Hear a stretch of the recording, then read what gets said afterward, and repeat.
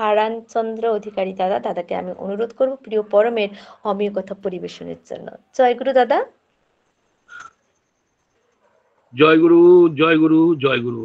জয় গুরু, জয় গুরু, পরম জয় গুরু। দয়াল শ্রী শ্রী ঠাকুর আমার পরমারাধ্যা জগৎ জননী শ্রী শ্রী বড়মা, পরম পূজ্যবাদ ও আচার্যদেব শ্রী শ্রী বরদা, বর্তমান আচার্যদেব শ্রী শ্রী দাদার চরণে প্রণাম জানিয়ে উপস্থিত শ্রদ্ধেয় ঋত্বিক দেবতা, শ্রদ্ধেয় মা ও দাদাদের যথাযোগ্য স্থানে রানন্দিত জয়গুরু জানিয়ে সামান্য ইষ্টপ্রসঙ্গ করার চেষ্টা করছি।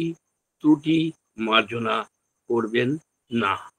আমরা সকলে বলি ত্রুটি মার্জনা করবেন, কিন্তু আমি বলি ত্রুটি মার্জনা করবেন না।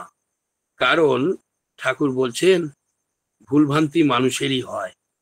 সুদরে যদি চলিস সোজা, শান্তি পাবি, তৃপ্তি পাবি, হালকা হবে বুকের বোঝা। সত্যিই তো, কি সুন্দর কথা। প্রতিটা মানুষই আমরা ভুলে ভরা। ঠাকুর বলছেন আমার জীবন ভুলে ভরা। এটা যদিও কবি বলছেন, আমার জীবন ভুলে ভরা, তাই তো আমার ঠাকুর ধরা। তাহলে এই ভুল যদি আপনারা ক্ষমা করে দিলেন, তাহলে কিন্তু আমার ভুলের গায়ে হাত পড়লো না। তাহলে আমি যে তিমির সেই তিমিরই থেকে গেলাম। তাই আমরা ভুল সংশোধনের জন্যে ম্যান মেকিং ফ্যাক্টরিতে ভর্তি হয়েছি, মানুষ তৈরির কারখানায়। তাহলে কারখানায় সাধারণত কি তৈরি হয়? ধাতুর জিনিস। ঠাকুরের কারখানায় মানুষ তৈরি হয়। এই কারখানার কারিগরকে পিতামাতা এবং স্বামী স্ত্রী, এদের ঐকান্তিক প্রচেষ্টায় যুগ পুরুষোত্তমীর ফর্মুলায় একটা মানুষ তৈরি হয়। তাহলে হাতির বাচ্চা হাতি হয়, গরুর বাচ্চা গরু হয়, মানুষের বাচ্চা মানুষ হয় না। মানুষ তৈরি করতে হয়। তাহলে কেমন ভাবে? যুগ পুরুষোত্তমের ফর্মুলায়। যাই হোক, গীতা কোনোদিন বলেনি তুমি হিন্দু হও, কোরআন কোনোদিন বলেনি তুমি মুসলিম হও, বাইবেল কোনোদিন বলেনি তুমি খ্রিস্টান হও। ধর্মগ্রন্থ কি শিক্ষা দেয়? হে মানুষ, তুমি সুন্দর হও। আমার শ্রদ্ধা সঞ্চালিকা মা বলছিলেন সুন্দরের কথা। তাই কবি বলছেন সুন্দর দেখিয়া সুন্দর হইব, সুন্দর করিব সার, ও দুটি চরণ জড়াইয়ে ধরিব, ছাড়িব না কভু আর। মায়ের ইচ্ছা ইঞ্জিনিয়ার, বাবার ইচ্ছা ডাক্তারি, জেঠুর ইচ্ছা উকিল হব, দাদুর ইচ্ছা মাস্টারি। ইচ্ছাগুলো কেমন যেন ভেবেই আমি কেউ আমায় বললে না তো খোকা মানুষ হ। তাহলে একদম সত্যি, আমরা কিন্তু মানুষ হব বলে ম্যান মেকিং ফ্যাক্টরিতে ভর্তি হয়েছি। আমার চোখ কান হাত পা সব কিন্তু আছে, আমি কি মানুষ নয়? বর্তমান আচার্যদেব বলছেন মানুষ। তাহলে বিবেক, মনুষ্যত্ব, চেতনা, চৈতন্য, এই কোরআনে বলছেন 18,000 মখলুকাত, জীব, আল্লাহর সৃষ্টি, সবচেয়ে শ্রেষ্ঠ মানুষ। তাকে তার মতো করে তিনি করেছেন, মালিক করেছেন তিনি। তাহলে এই মানুষের মধ্যে বেশি কি আছে? বিবেক, মনুষ্যত্ব, চেতনা, চৈতন্য। এইটা কিন্তু অন্যান্য পশুদের মধ্যেও আছে, কিন্তু মানুষের মধ্যেই সবচেয়ে বেশি। তাই কবি বলছেন পশু ছিলাম, মানুষ হয়েছি, দেবতায় উন্নীত হব বলে ম্যান মেকিং ফ্যাক্টরিতে ভর্তি হয়েছি। তাহলে কি হলো? এই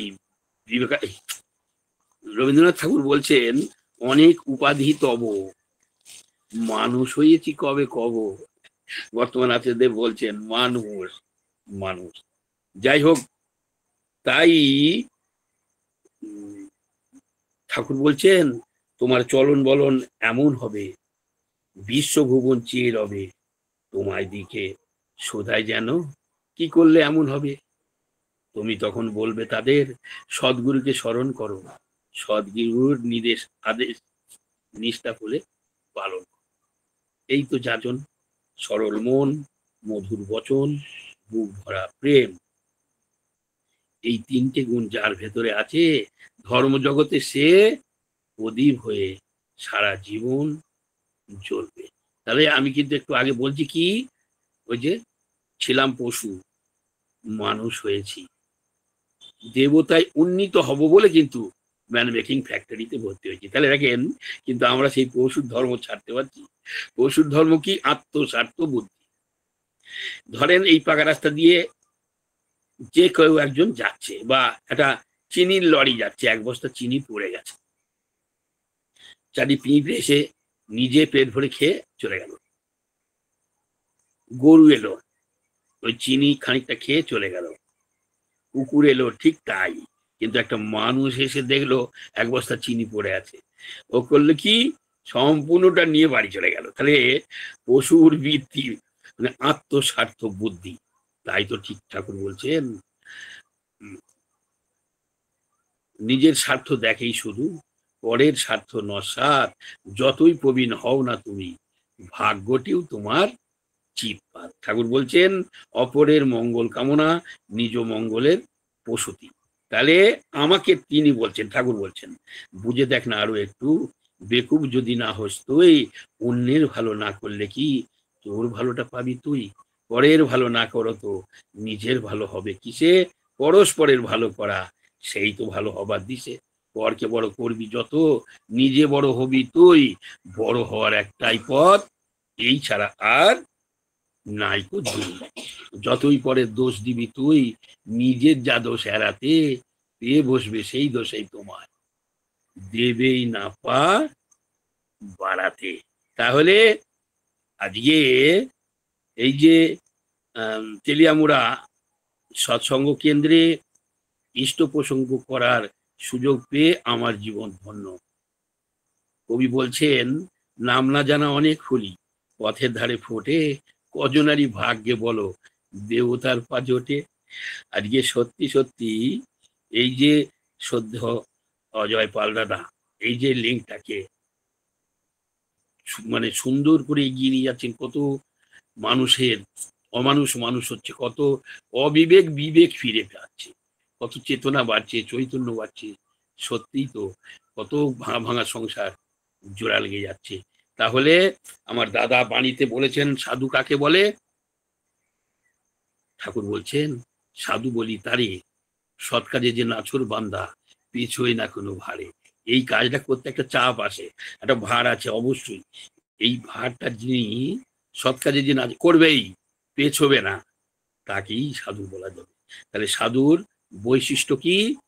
নদী কবু পান নাহি করে নিজ জল, তরুগণ নাহি খায় নিজ নিজ ফল, গাভী কবু না নিজ নাহি করে নিজ দুগ্ধ পান, গাভী করে নিজ নাহি করে নিজ দুগ্ধ পান, কাষ্ঠদগ্ধ হয়ে করে পরে অন্নদান, স্বর্ণ করে নিজ রূপে অপরে শোভিত, বংশী করে নিজস্বরে অপরে মোহিত, শস্য জন্মায়া নাহি খায় জল ধরে, সাধুর ঐশ্বর্য শুধু পরহিত করে। কি করে পরের মঙ্গল হবে? সাধুরা কিন্তু একটাই চেষ্টা, আমার সদ্য অজয় দা সত্যি সত্যি দীর্ঘদিন ধরে একটাই কাজ, কি করে মানুষ ভালো থাকবে, কি করে পরের উপকার করা যাবে। আজকে সত্যিই উনি সাধু মানুষ। যাই হোক, খুব সুন্দর গান, খুব সুন্দর বাণীপাঠ, মানে গানগুলো সত্যি কীর্তন খুবই ভালো হয়েছে, সত্যিই খুব ভালো লাগছে। যাই হোক, ঘটনা হচ্ছে ভবা পাগলা কানলা, আমার তো কানলায় বাড়ি, ভবা পাগলার আশ্রম। এই ভবা পাগলার আশ্রমে মানে এক ভক্ত ভবা পাগলাকে বলছেন, গুরুদেবকে, যে সাধনা তো অনেক পথ, সবচেয়ে সহজ এবং সরল পথ কোনটা? তা ভবা পাগলা বলছেন, স্যারেন্ডার হচ্ছে সবচেয়ে সহজ এবং সুন্দর পথ। স্যারেন্ডার করতে হবে কার প্রতি? গুরুর প্রতি। কিরকম ভাবে? রামকৃষ্ণদেব বলছেন, ঈশ্বর সবার মধ্যে আছেন, কিন্তু সবাই ঈশ্বরের মধ্যে থাকে না, তাই মানুষের এত দুঃখ। ঠাকুর বলছেন, ঈশ্বর তোরে বাসেন ভালো, তাতে তোর কি?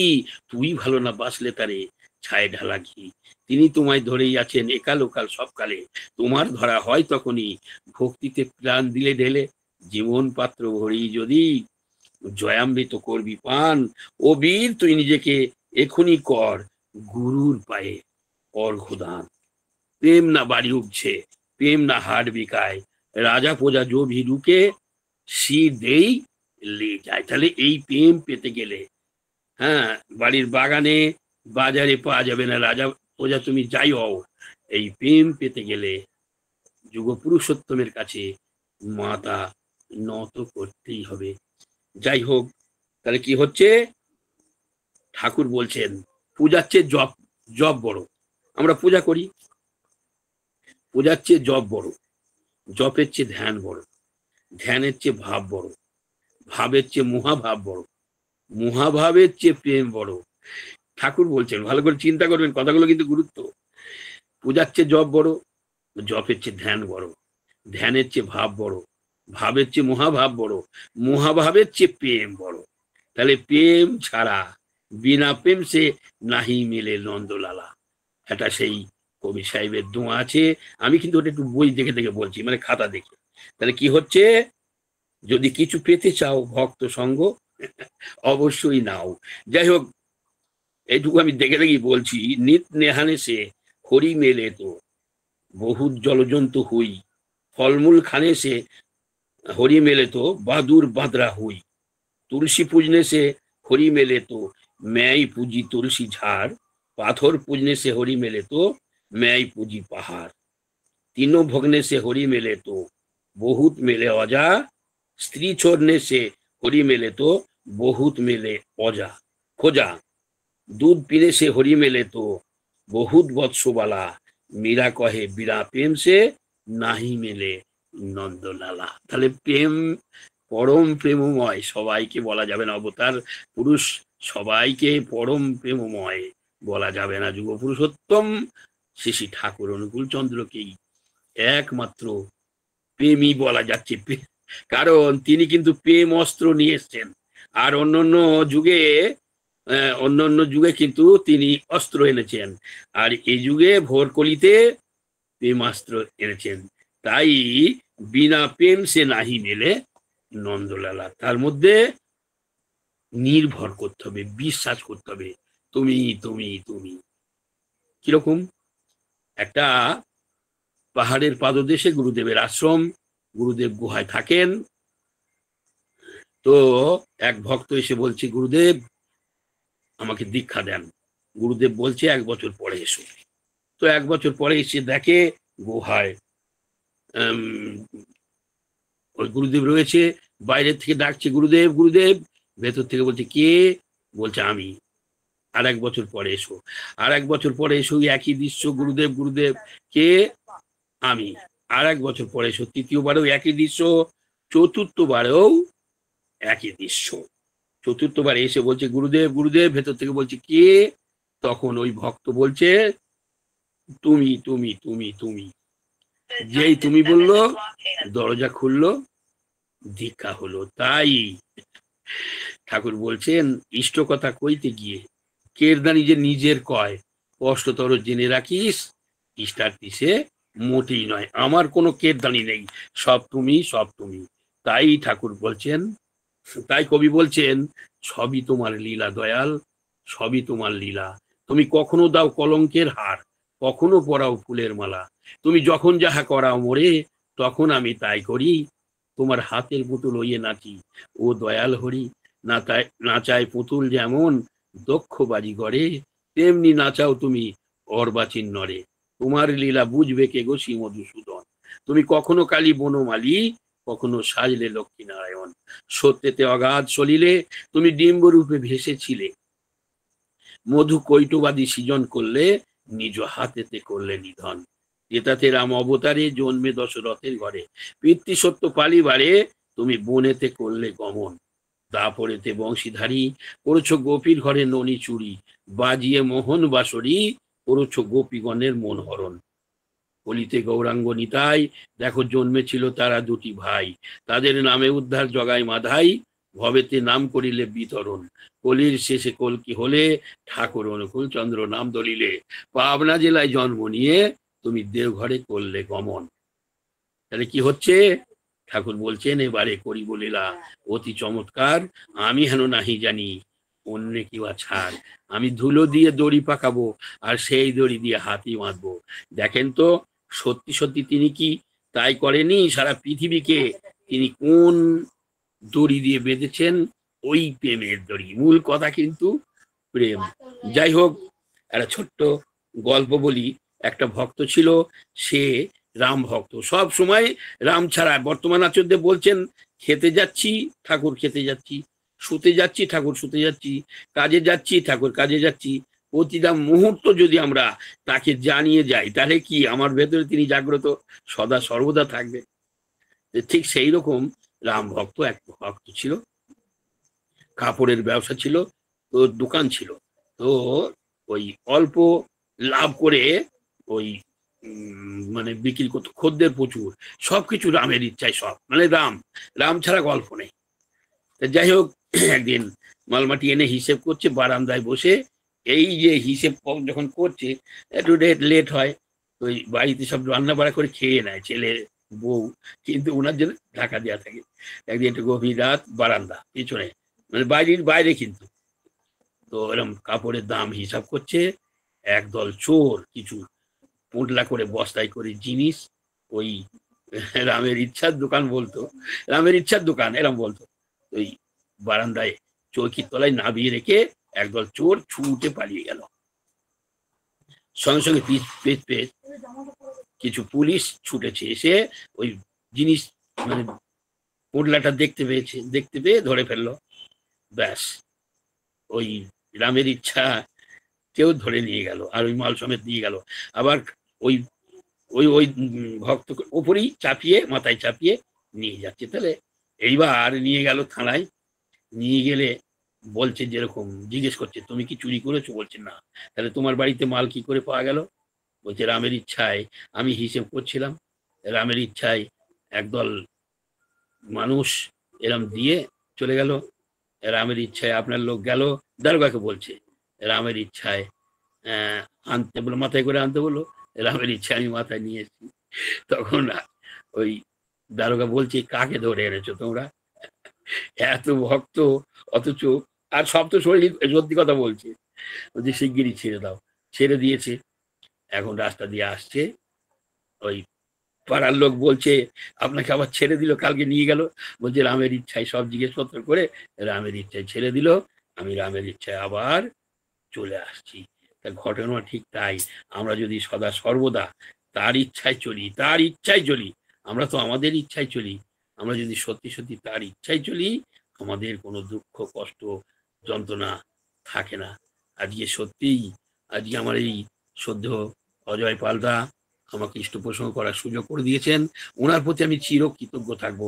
ঠাকুর বলছেন, যে ব্যবসায় করিস না তুই, যেমন ভাবি পালিস জীবন, মিত্রদ্রোহী বিশ্বাসঘাতক, অকৃতজ্ঞ হলেই পতন। তুই যদি কারুর ভালোই করিস, ফাঁকিও যদি দেয় তারা, ওটাই জানিস ধীরে ধীরে করবেই তোর স্বার্থ খাড়া। কেউ যদি তোমায় ভালোও করে, তুমি মন্দ করলে তার, শুভ কিন্তু মন্দে মিশে করবেই তোমায় ছাড়খার। সুনীতি বা সুনিয়ম কাহাকেও জবরদস্তি করিয়ে করাইতে বাধ্য করে না। যদি কেউ মঙ্গল চায়, সে যদি যদি কেউ মঙ্গল চায়, সে যদি সুনীতি অবলম্বন করে, মঙ্গল তাকে নন্দিত করিবেই করিবে। সুখ চাও তুমি, ভোগ চাও তুমি, সুষ্ঠু কিছু করলে না, ও চাওয়া তোমার বাতুল চাওয়া, ভোগান্তি ছাড়া জুটবে না। যতই তুমি পূজা করো ফুল ফল আর গঙ্গা জলে, অভ্যাস ব্যবহার ঠিক না হলে ফল পাবে না কোনো কালে। কালী পূজা লক্ষ্মী পূজা যতই তুমি করো না, নিজে লক্ষ্মী না হলে মা কিছুই হবে না। এই বাণীগুলো মুখস্থ করে, এর এসেন্সকে যদি মজ্জাগত করে আমার চরিত্রে ফুটিয়ে তুলতে পারি, আমার জীবনে অপাওয়া দুঃখ দৈন্য দুর্দশা অভাব অভিযোগ কিছু থাকবে? থাকবে না। তাহলে করো হও পাও, না করে যে পেতে চায়, দুঃখ তার পিছে ধাও। ওই যে ধায় সত্যানুসরণের প্রথম কি আছে, ওই যে সত্যানুসরণের সমগ্র জিষ্ট, অর্থমান যশ ইত্যাদি পাওয়ার আশায় আমাকে ঠাকুর সাজিয়ে ভক্ত হইও না, সাবধান হও ঠকবে। তোমার ঠাকুরত্ব না জাগলে কেউ তোমার কেন্দ্রে নয়, ঠাকুরও নয়, ফাঁকি দিলেই পেতে হবে তা। গল্পটা বারবার বলি জানেন, তবু আমার খুব বলতে ভালো লাগে, কারণ করো হও পাও, না করে যে পেতে চায় দুঃখ তার পিছে দেয়। কেমন হলো? ওই যে ফাঁকি দিলেই পেতে হবে, তা কথার অর্থ হচ্ছে ফাঁকি। একটা রাজা তার 3টে মন্ত্রীকে 3টে খালি বস্তা দিয়ে বলল, আপনারা বনে গিয়ে এক একজন এক এক বস্তা ভালো ভালো ফল নিয়ে আসেন। 1 নম্বর মন্ত্রী ভালো ভালো ফল নিয়ে এলো। 2 নম্বর মন্ত্রী আর বুদ্ধিমান বেশি, ও মনে মনে চিন্তা করছে রাজার অত সময় কোথায়, ও করছে কি, দেখবে যে অর্ধেক পচা ফল বস্তায়, ওপরে অর্ধেক ভালো ফল নিয়ে এলো। আর 3 নম্বর মন্ত্রী জম্মে শয়তান, একেবারে আমার মতন, তো ও আরো বেশি চালু। ও করেছে কি, কাঁচা পাতা, মাঝখানে কাঁচা কাঠ, ওপরে কাঁচা পাতা দিয়ে বস্তা সেলাই করে নিয়ে এসছে। রাজা তো দেখে খুব খুশি।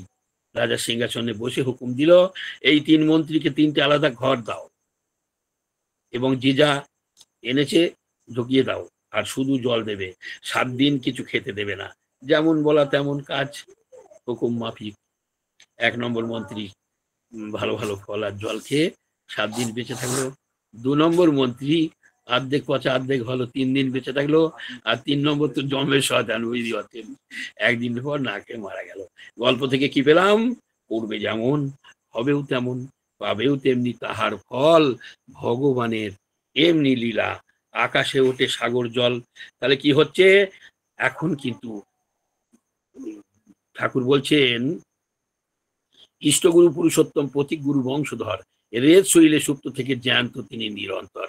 আচার্যকে বাদ দিয়ে তুই জ্ঞান গবেষণা করবি যত, সামঞ্জস্য থাকায় কঠিন, হারাবি তুই পথ নিয়ত।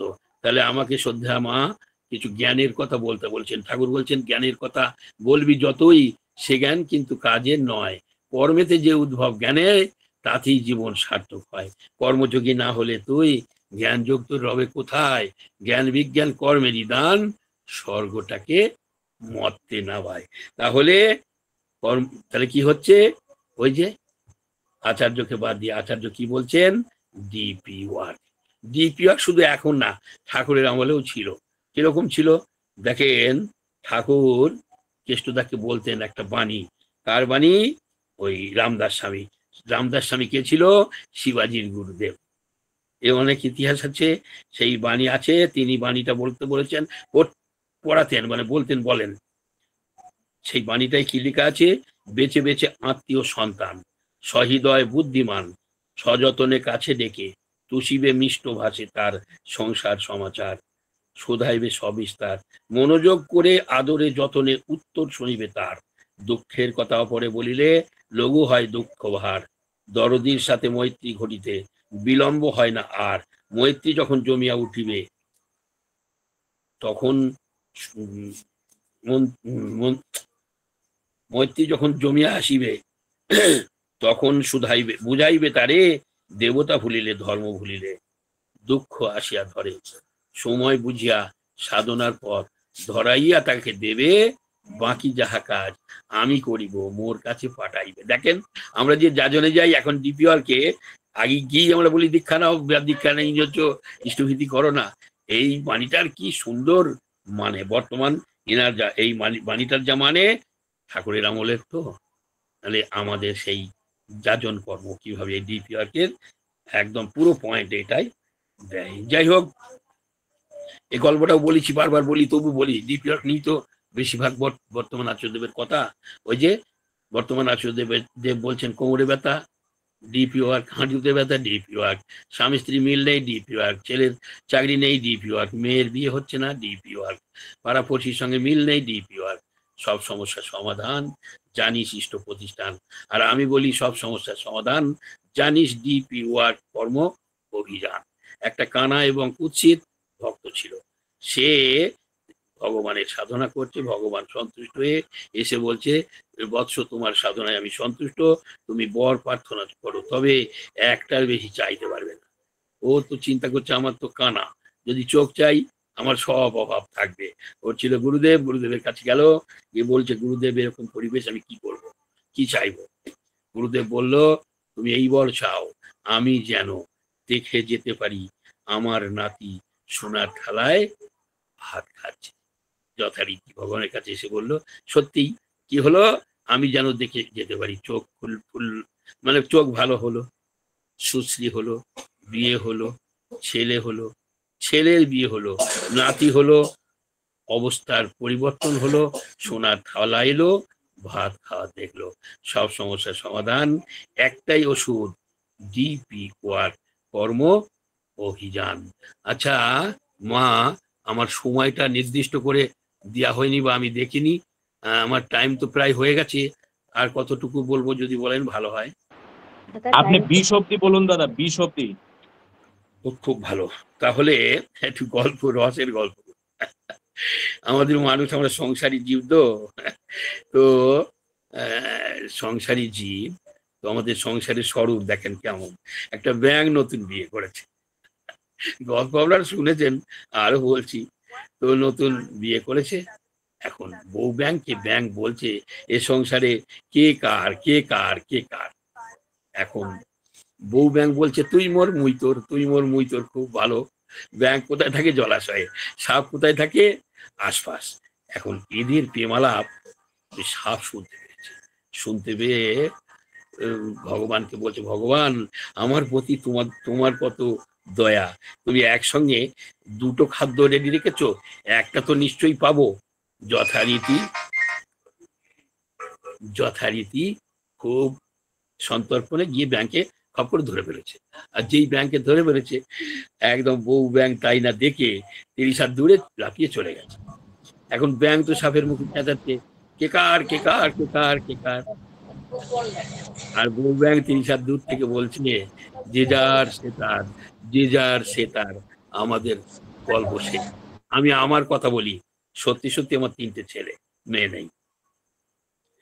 আমার যতক্ষণ যৌবন থাকবে, যতক্ষণ ইনকাম থাকবে, ততক্ষণ সংসারে তুই মোর মুই তোর, তুই মোর মুই তোর। যেই আমার যৌবন চলে যাবে, ইনকাম বন্ধ হয়ে যাবে, তখন কি হবে? যে যার সে তার, যে যার সে তার। তাই ঠাকুর বলছেন, ইষ্টের চেয়ে থাকলে আপন, ছিন্ন ভিন্ন তার জীবন। শ্যাম রাখলে শ্যামও থাকে, কুলও থাকে। শ্যাম ছেড়ে যদি কুল নিয়ে ব্যস্ত হই, শ্যামও থাকে না, কুলও থাকে না। ভগবান আমাদেরকে বলছেন, যখন তোমার কেউ ছিল না, তখন ছিলাম আমি মাতৃগর্ভে। এখন তোমার সব হয়েছে, পর হয়েছি আমি। আবার যখন তোমার কেউ থাকবে না, তখন থাকবো আমি। ভালো করে ভেবে দেখেছো কি তুমি? একদম সত্যি। কিরকম দেখেন, মানে আমি যখন মরে যাব, আমার স্ত্রী কিন্তু আমার গেতে যাবে না। আমার পাড়াপড়শিরা শ্মশান ঘাট পর্যন্ত। আর আমার ছেলে যাকে জন্ম দিলাম, মুখে হয়ে গেল, গো ব্যাক টু হোম, বাড়ি চললো। তাহলে কি হচ্ছে? এই চেতনা সত্যি সত্যি, তাহলে কি হচ্ছে? শ্যাম রাখলে শ্যামও থাকে, ফুলও থাকে। তাহলে আমাদের দুটোই বজায় থাকে। অনেক গল্প আছে, যাই হোক সেই বাদ দেন। তাহলে ঘটনা হচ্ছে, আর একটা সত্যি ঘটনা বলি টাইমের মধ্যে। একটা স্বামী স্ত্রী, স্বামী খুব রোগা, বউ একেবারে সাংঘাতিক মোটা। স্বামী ঠাকুর ভক্ত, বউ মোটে নয়। স্বামী বউয়ের একটা দোষ, বউ যেখানে বসবে সঙ্গে সঙ্গে ঘুমিয়ে পড়বে, মানে এটা একটা মহা দোষ। এখন পাড়ায় ভাগবত হয় প্রতিদিন। স্বামী যায়, একদিন জোর করে বউকে বাড়ি, আজকে তুমি যাও। আর ওইখানে চোরের খুব উৎপাত। তো বাড়িতে আমি আছি, তুমি যাও। তো বউ অনিচ্ছা সত্ত্বে গেছে। এখন কতক ঠাকুর তার বক্তব্যে বলছেন, আসুন আসুন আসুন। ওটা মনে করছে আমায় বলছে, ভেতরে তো গেছে। গিয়ে কতক ঠাকুর তার বক্তব্যে বলছে, বসুন বসুন বসুন। ওর বউটা মনে করছে আমায় বলেছে। বসেছে, আর বসার সঙ্গে সঙ্গে ঘুমিয়েছে, ঘুমিয়ে পড়েছে। এইবার অনুষ্ঠান শেষ হয়ে গেছে, লোকজন উঠে যাচ্ছে, চেঁচামেচি হচ্ছে, বউটার ঘুম ভেঙে গেছে। এইবার কতক ঠাকুর তার শেষ কথায় বলছে, এবার আপনি গৃহে ফিরে যান। বউটা মনে করছে আমায় বলেছে, যাই হোক বাড়ি চলে এসে স্বামী জিজ্ঞেস করছে কেমন ভাগবত শুনবে। তা বলছে, খুব সহজ, আসুন আসুন আসুন, বসুন বসুন বসুন, এবার আপনি গৃহে ফিরে যান। বলছে ওইটাই মানে বীজ মন্ত্র, মানে গুরু মন্ত্র। ওইটা তুমি সব সময় একেবারে মানে কি বলবো, বিশ্বাসের সঙ্গে জপ করো, ওইটাই গুরু মন্ত্র। ও যথারীতি করছে। এখন পরের দিন ওই বাড়িতে একটা চোর এসেছে গভীর রাতে। এখন মাটি ফুঁড়ে মানে মুখটা বের করেছে, আর বউটা জানতে পেরেছে। এখন বউটা বসে নাম করছে, ধ্যান করছে, আসুন আসুন আসুন। আর চোর মুখ বেরিয়ে বের করে মানে বেজেতে মনে মনে চিন্তা করছি ওরে বাবা চোরকে কেউ আসতে বলে। যাই হোক যেই ওপরে উঠেছে বলছে বসুন বসুন বসুন।